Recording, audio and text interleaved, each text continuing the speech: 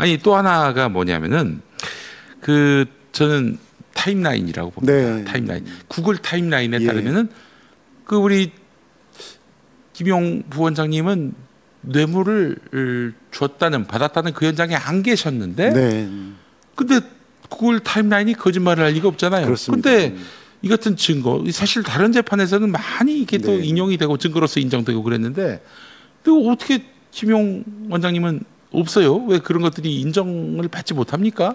그 현장에 안 계신 게 그걸로 확인된 거 아닙니까? 심지어 그 타임라인을 증거로 검찰들이 그것도 그 최순실 특검에서 타임라인을 증거로 사용했습니다. 그리고 최순실 특검의 수사팀장이 바로 저 윤석열이었잖아요.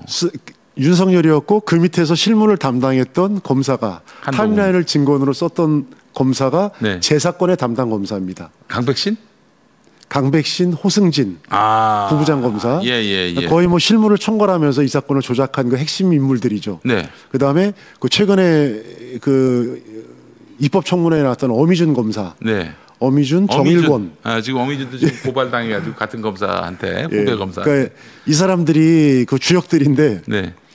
아니 버닝썬 게이트 그 큰 사건 그런 사건에서 타임라인을 다 써놓고 제 사건에서는 타임라인이 증거 가치가 없다고 또 의견서를 갖다가 엄청나게 만들어가지고 이거를 제출합니다. 아니 앞뒤가 다르잖아요. 뭐예요 이게? 근데 저도 이제 타임라인을 몰랐다가 제가 이제 사건을 하면서 거의 뭐 반 전문가가 됐는데 제가 10년 이상을 타임라인을 키고 다녔더라고요. 그걸 제가 몰랐어요. 근데 이제 저의 변호사가 형사 전문 변호사가 그거를 처음 발견했는데 그래서 제 아이디하고 비밀번호를 검찰한테 제출했어요. 니네가 봐라 이거를. 니네가 확인해라. 그리고 감정까지 받고. 그래서 제가 낸 타임라인은 이거는 조작, 수정 자체가 불가능한 그게 불가능하죠. 그게 구글 클라우드에 올라가기 때문에 그거를 업로드 자체가 불가능한 겁니다. 그래서 불가역적인 그러한 증거를 갖고 또 검찰들이 이런 이유 저런 이유 의견서에 달아가지고 이거는 수정한 흔적이 있고 조작의 가능성이 있고 그거를 또 채택합니다. 법원이? 네, 법원이 채택하면서 미치겠네, 이거는 진짜. 이 법원의 이야기에 따르면 그 무결성이 담보되지 않는다. 아니 다른 재판에서는 무결성이 인정이 돼가지고 그래서 그걸 판결의 그 사유로 삼았는데 왜 김용 부원장님만은? 그래서 저희가 그 이후에 이제 상고유서에서 아니 그 검찰의 진술재판기 역할을 하는 그 중요 사건의 피의자들 기소를 안 하고 막 죄를 덮어주고 그런 피의자들의 진술이 중요하냐 구글의 타임라인에 있는 기록이 정확하냐.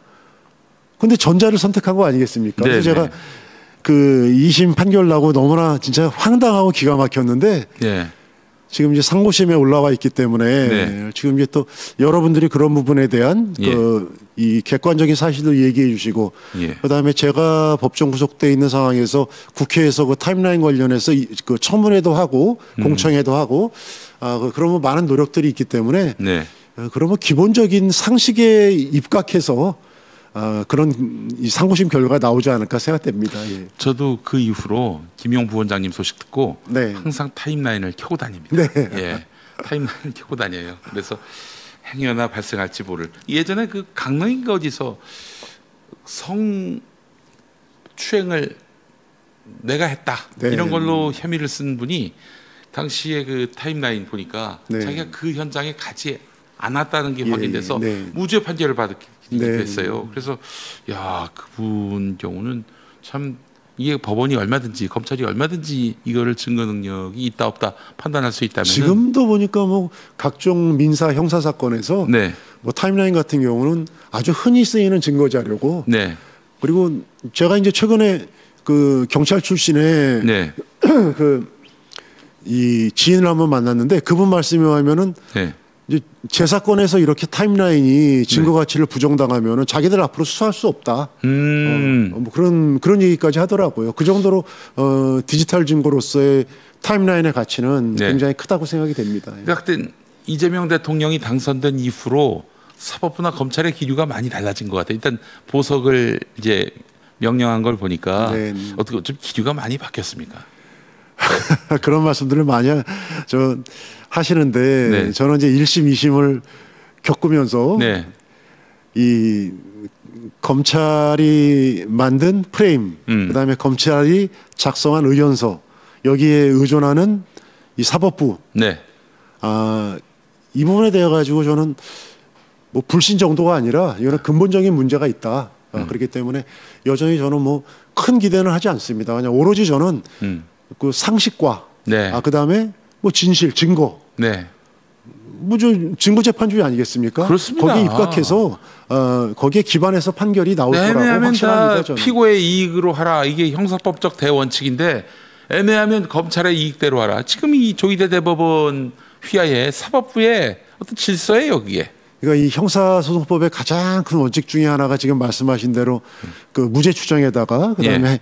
의심스러울 때는 피고인의 이익으로. 그러니까 윤석열을 갖다가 그때 서울구치소에서 이 내란 수개를 갖다가 풀어주면서 그때도 내세운 논리가 의심스러울 때는 피고인의 이익으로. 그럼요. 구속 일자 계산을 갖다가 시간으로 해야 된다. 예.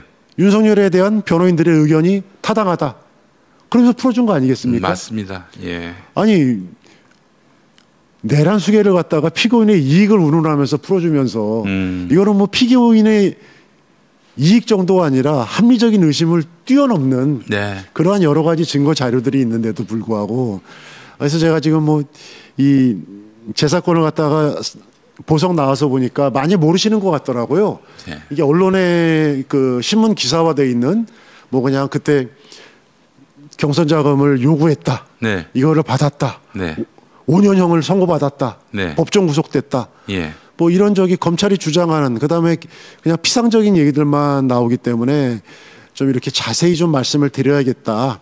이래서 지금 오늘 우리 김영 PD님하고 이런 얘기도 나누고 있는데 뭐 저뿐만의 물론 저의 억울함이 가장 크죠. 그렇지만 예. 이거는 뭐 누구나 당할 수 있는 현 제도하에서 예. 이기 때문에 이게 빨리 바로 잡히고 아까 말씀하신 이제 역사적인 오늘 국회에서 정부조직법 여기서 검찰 개혁의 첫발이라고 저는 생각합니다. 이게 물론 큰 일이지만 이거 이후에 해야 될 일이 훨씬 더 많다고 생각합니다. 그렇습니다. 그래서 그런 일들이 차곡차곡 진행되기를 기대합니다. 사실 지금 사법부에 대한 개혁이 필요하다. 국민들 다수가 공감하고 있고요. 검찰은 아예 지금 심판대에 올랐고 예. 이런 와중에 김용 부원장님의 보석 이건 굉장히 큰 의미를 갖고 있습니다. 네. 그냥 우리 김용 부원장님 개인의 문제를 넘어섰어요. 네. 이미. 근데 여담처럼 네. 유동규 그 인간은 어떻게 생겨먹은 인간입니까? 아니 왜 그렇게 됐어요? 뭐 회유를 받아서 뭐 그럴 수도 있겠다라는 생각도 들고 또 그러니까 과거가 좀 구린 것 같더라고요. 그래서 검찰이 야 너 우리한테 협조하지 않으면 앞으로 재미없는 일들이 많이 발생할 거야 이렇게 협박을 받은 것 같기도 하고. 추가건들이 굉장히 많더라고요. 예. 가령 저한테 돈을 줬다는 21년도 직전에 네. 그 대장동 업자한테 11억 8천을 받아가지고 네. 그것도 공직자 신분으로. 예. 와. 뭐 정말 대담하더라고요 보니까 5억을 전처 위자료로 쓰고 그다음에 6억 8천 나머지를 그 새로 만난 내연녀의 전세금 보증금으로 쓰고 그러니까 그 이후에 돈이 얼마나 필요했겠습니까? 예. 그 이후에 받은 돈을 갖다가 정치 자금으로 둔갑시켜가지고 예. 물론 검찰이 그 그림을 그렸겠죠. 그게 저한테 줬다는 정치 자금이 된 겁니다. 그래서 저는 그 11억 8천만 하더라도 이게 뇌물이기 때문에 네. 거의 10년 이상 유기징역, 무기징역까지 가능한 중형이거든요. 너 감옥에 가서 영원히 썩을래? 아니면 우리 말 듣고 일찍 나갈래? 뭐 이런. 근데 그게 기소도 안 됩니다. 사라져버립니다. 기소도 안 됐습니다. 와. 정말 이거 단체로 미친 거네요, 진짜. 단체로. 근데 유동규가 이제 성남시에서 일을 했었잖아요. 예. 그때도 이런 아니 그때는 이제 처음 만났을 때는 네. 이제 이런 거를 알 수가 없죠. 그렇죠. 그리고 예. 이제 그 당시는 2010년도에 예. 성남에서 당시 이제 영화배우 출신이었던 이대엽 시장, 그렇죠. 한나라당 출신, 예. 이분이 이제 연임을 하고 나서 인권 변호사 출신의 이제 이재명 변호사가 성남시장이 됩니다. 네. 그때 분당 지역이 좀 열악했거든요. 그때 예. 분당 지역에서 그 리모델링을 주도하는 이 젊은 이 그룹들이 굉장히 여러 명 있었어요. 뭐 네. 저도 있었고, 뭐 유동규도 있었고, 그다음에 뭐 좋은 자원, 뭐 김모 씨라든가 이 성남에서 활동했던 여러 사람들이 있었는데 그때 유동규가 이 건축 이런 이제 전문가라는 네. 이런 얘기를 해가지고 그 당시에 이제 성남 시설관리공단이 굉장히 복마전이었거든요. 이제 거기를 좀 가서 개혁을 해라. 전 시장들 다 출출이 또 비리로 또 그렇습니다. 감옥 예. 가고 그랬으니까 당연히 복마전일 수밖에 그랬죠. 없어요. 그래서 이제 거기에 가서 그 당시는 거기에 이 한나라당 출신의 이러한 좀 그 폐악질하는 세력들하고 싸우고 네. 이러면서 네. 굉장히 좀 과감하게 일을 했어요. 그래서 저희는 네. 뭐 당연히 잘하겠구나. 네. 적성에 맞네. 네. 하면서 거기를 믿고 그 당시에 이제 기용을 했던 거죠. 네. 근데 이미 그보다 수년 전에 저렇게 네. 철거업자한테 아이고. 3억이란 철거 명목으로 돈을 받고 꿈에도 몰랐죠. 네. 그 뒤가 구린 사람이니까 그런 사람들을 회유하고 압박하기가 너무 그러면서 좋죠. 이제 그 대장동 업자들을 만나가지고 그 정영학 녹취록에 나오는데도 이들하고 네. 결탁해서 이들을 갖다가 가스라이팅하면서 돈을 계속 받고 예. 이러면서 철저하게 우리 집행부 쪽에는 이제 숨기면서 그 짓을 한 거죠. 네. 아이고 참 인간에 대한 어떤 그 뭐랄까 실망과 이런 것들이 굉장히 매우 크셨을 거예요. 그 특히 자기의 상사인 김용 부원장님을 무고한 거 아니에요, 한마디로 얘기해서. 지금 반성하기는커녕 극우 유튜버로 또 활동하고 있더만요. 근데 참 재밌는 게 예. 그 윤석열 정권 시절에는 석방되고 나가지고 유튜버 네. 활동을 하면서 막 온갖 자기가 법정에서 한 얘기들을 막 또 가공해가지고 유튜브에다 네. 잔뜩 올리더니 네. 최근에 진실들이 드러나니까 다 그걸 삭제했습니다. 그래요? 그러니까 검사들하고 또 비슷한 양태입니다. 예. 그러니까 검사들도 그 아까 제가 잠깐 언급한 그 아주 그냥 이 조작에 앞장섰던 그 호승진이라는 검사는 승진했어요, 부장검사로. 호승진이 예. 승진을 했어요? 승진을 했는데 이번에 저기 인사하고 나서 보니까 저기 사표냈더라고요. 아, 그래요? 아니, 사건을 조작하면서 법정에서 유동규는 진실을 얘기한 의로운 사람이고 저 김용희는 반성하지 않는 아주 나쁜 사람이라고 그러면서 그렇게 죄를 만들었으면은 끝까지 네. 자기가 상고심까지 최선을 다해서 정의를 지켜야죠. 네. 근데 바로 저기 사표 내고 예. 발을 빼는 거 보면은 참 진짜 기가 막힙니다. 무죄가 확정되신다면은 네. 말하자면 파기환송이 되겠죠. 예. 파기환송이 된다면은 당연히 책임을 물으셔야 될 것 같습니다. 너무나 그건 뭐 당연한 거고 네. 그 책임을 묻는다는 거에 있어가지고 이게 뭐 제 개인적인 억울함, 개인적인 분노 이거보다는 이제 그 당시에 중앙지검 그 특수부, 네. 그 다음에 중앙지검장 그 당시 이름이 송경호 아마 송경호. 예. 근데 그 송경호 지검장이 당시에 국정감사에서 위증을 했어요. 예, 그때 이제 김의겸 의원일 겁니다. 제 기억으로. 예. 제가 그때 구치소에 있을 때인데 그 내용을 보니까 김의겸 의원이 송경호 그 중앙지검한테 국정감사에서 아니 유동규와 내연녀가 공범 관계인데 왜 같은 검사실에서 같은 검사에 의해서 만나게 해줬냐? 면담을 했냐? 예. 그러니까 펄쩍 뛰면서 당시 송경호 지검장이 그런 사실 없습니다. 의원님은 왜 확인되지 않은 사실 갖고 말씀을 하십니까? 하면서 뭐 아주 그냥 경로했다고 얘기하더라고요.